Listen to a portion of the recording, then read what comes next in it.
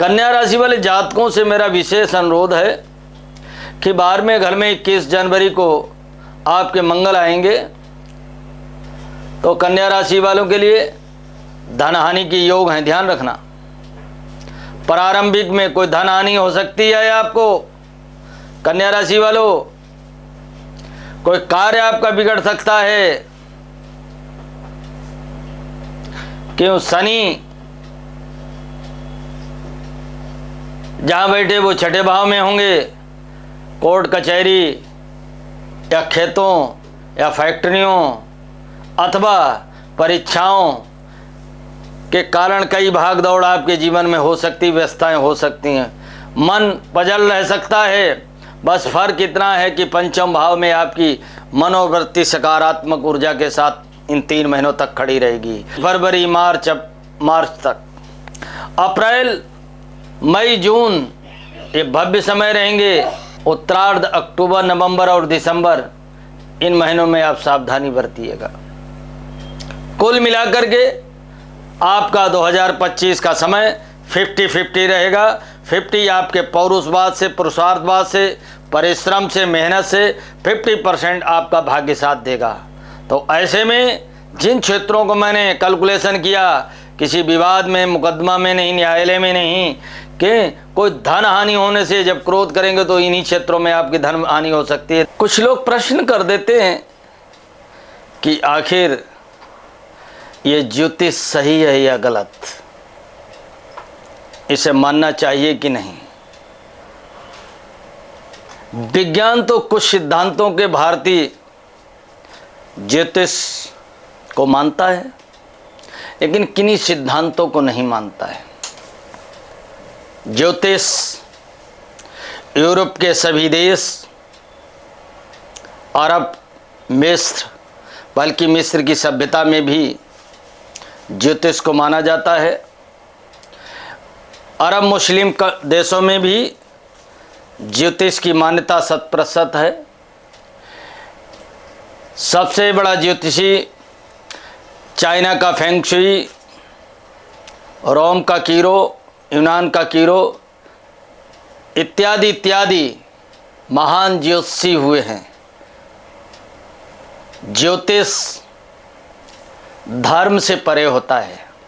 मैंने पहले भी कहा, ज्योतिष की परिभाषा में मजहब नहीं आता, जाति नहीं आती, ऊंच नीच नहीं आता। ज्योतिष समस्त मानव जाति के लिए बना है, ऐसा नहीं। और ज्योतिष में अमीरी और गरीबी भी नहीं। हाँ, एक सिद्धांत है ज्योतिष का कि ज्योतिष जिसके पास कुछ भी नहीं, फक्कड़ है और योगी है, जिसने ईश्वर संसार को ब्रह्म सत्यम जगत मिथ्या, इस संसारिक छल प्रपंची माया से जो व्यक्ति दूर कंदराओं और गुफाओं में रह रहा है, हाँ ये तो है, उसे भी प्रभावित उसकी साधना के लिए करता है।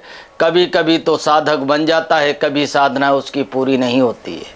कभी तो वो मोक्ष या स्वर्ग की प्राप्ति, भगवत प्राप्ति कर लेता है, लेकिन कभी नहीं भी।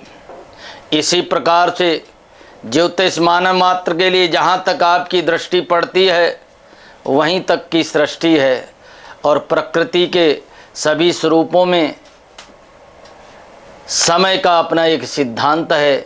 जहाँ गति है वहीं समय है, और जब समय छोटा पड़ जाता है और गति की स्पीड बढ़ जाती है तो वो दिव्यम ददात यानी लाइट की स्पीड या प्रकाश की गति कहलाती है। और प्रकाश की गति में जो व्यक्ति चलने लगता है फिर उसे समय की सीमाओं में नहीं बांधा जा सकता, समय छोटा पड़ जाता है। लेकिन इस भूतल पर रहने वाले प्राणियों के लिए गति को क्रॉस करना नामुमकिन है, अर्थात समय बड़ा पड़ जाता है। और जब समय बड़ा पड़ जाता है तो समय से आदमी बड़े परेशान हो जाता है। समय एक ऐसा सिद्धांत है, जिन जिन पर समय पड़ा, राजा से रंक बना दिया, रंक से राजा बना दिया। तब आवश्यकता मनुष्य ने खोज की ज्योतिष की। ज्योतिष मनुष्य जीवन में, जो लोग अपने जीवन में सफलतम कार्यों में करने में सफल रहे हैं या महान बनने में सफल रहे, उसमें ज्योतिष का भी अपना सिद्धांत रहा।